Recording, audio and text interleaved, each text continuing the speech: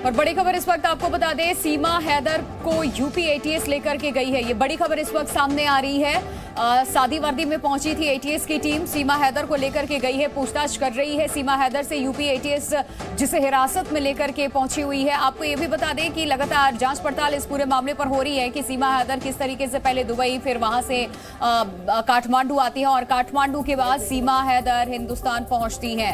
तो इस पूरे मामले को लेकर के जांच पड़ताल हो रही है। सीमा हैदर को फिलहाल यूपी एटीएस लेकर के गई है। बड़ी खबर इस वक्त सामने आ रही है, जहां पूछताछ होगी सीमा हैदर से इस पूरे मामले को लेकर के।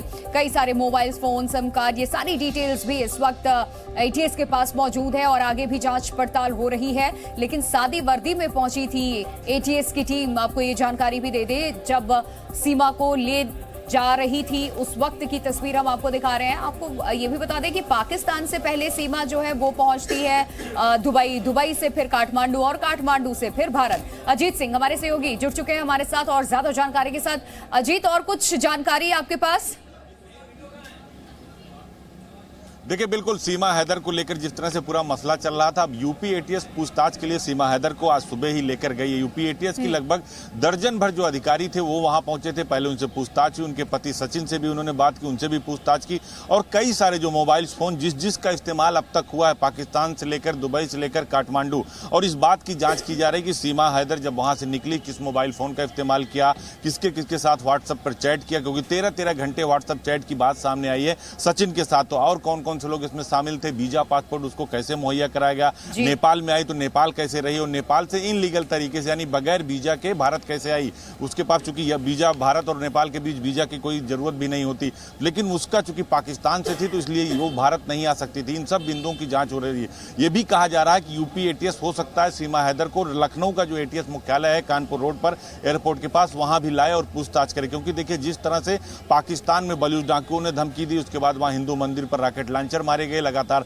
धमकियों का सिलसिला चल रहा है कि उसने धर्म परिवर्तन कैसे कर लिया। तो यूपी एटीएस यानी एंटी टेररिस्ट सेल है वो पूरी तरह से इस बात की जांच कर लेना चाहती है कि कहीं कोई चूक ना हो जाए, क्योंकि ये भी बात आ रही थी कि सीमा हैदर आईएसआई की एजेंट हो सकती है। अलग अलग सवाल खड़े किए जा रहे थे। उन सब को लेकर यूपी एटीएस पिछले 3 दिनों से सीमा हैदर के संपर्क में थे और यूपी एटीएस ने कहा था कि वो मीडिया में कोई बयान ना दे। उसके बाद सीमा हैदर ने मीडिया में बोलना बंद कर दिया था। तो अब लगातार यूपी एटीएस सीमा हैदर को ले गई है, पूछताछ की जा रही है और यह भी कहा जा रहा है कि वो लखनऊ भी लाई जा सकती है यूपी एटीएस के मुख्यालय पर, जहां उससे पूछताछ की जाए, क्योंकि जितने कागजात हैं, जितने सिम हैं, जितने मोबाइल फोन्स हैं, जितनी चैट है, सबकी जांच की जा रही है यूपी एटीएस की तरफ से। बिल्कुल अजीत, देखिए अब बहुत हद तक संभव है क्योंकि पाकिस्तान से सीमा से जैसे हमने भी बातचीत की, उन्होंने कहा कि हिंदुस्तान का वीजा नहीं मिल रहा था, इसलिए ऐसे रास्ते का इन्होंने इस्तेमाल किया। बिना वीजा के ये भारत में कैसे दाखिल हुई हैं, दुबई क्या कनेक्शन है, सबसे इंपॉर्टेंट ये होगा पता लगाना। और इसके अलावा काठमांडू किस लिए सीमा गई हुई थी।